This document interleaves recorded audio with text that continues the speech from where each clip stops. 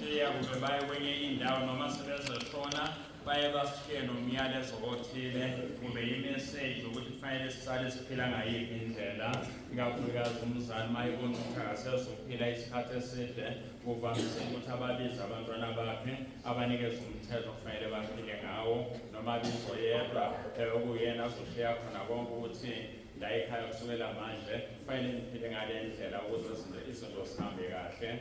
Uma-ke siphile ngale ndlela nangalowo mthetho abasishiye ngawo izinto zivamise ukuthi zihambe kahle, kodwa uma ngabe siphezukile senza okuseceleni ukuze kubone ngisho nabanye abantu ngoba uzwa abantu beza kithi basibuza ukuthi kusoke wayini emsamo wayobuza ukuthi yini ongayenzanga kahle ukuze izinto ziphile zilungele.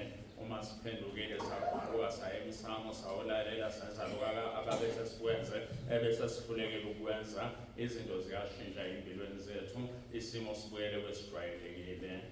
Uma uJesu esezohamba kulo mhlaba wenza into efanayo ngoba washiya nomyalezo kumbe umthetho othile athi kufanele ukuthi siphile ngawo. Lo mthetho lona wokugcizelela ukuthi niwenze ngaso sonke isikhathi. Uma ngabe nenza le nkonzo lena nizokwenzela ukungikhumbula. Wayesesho ngesikhathi esinikeza lo myalezo ukuthi nginika umyalezo omusha wokuba nithandane njengoba nami nginithandile.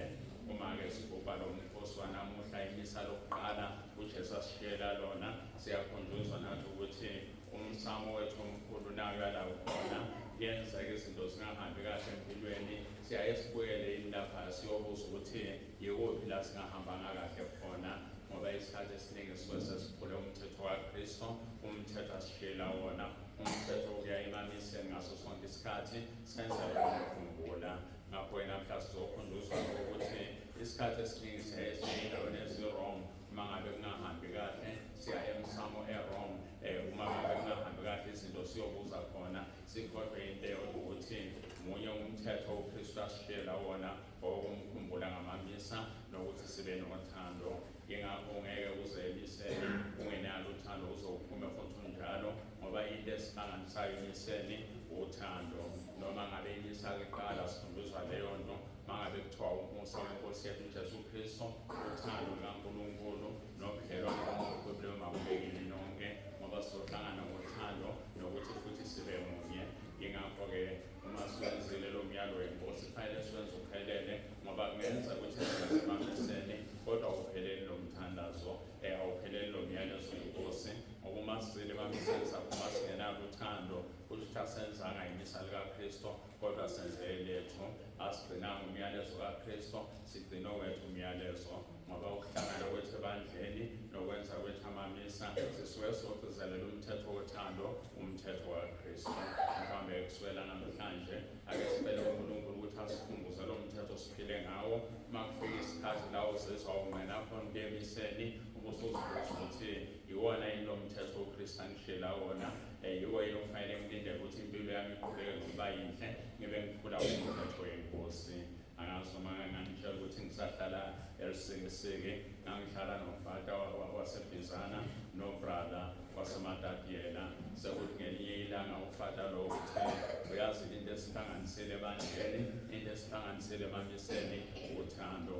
Ngeke kwenzeke lokho uthi awubheke wena uyale emelo mina ngibuyele eBizana nami ubrada lo ubuye eMatatiyela kodwa sihleli singumndeni la siqhuba umthetho wenkosi.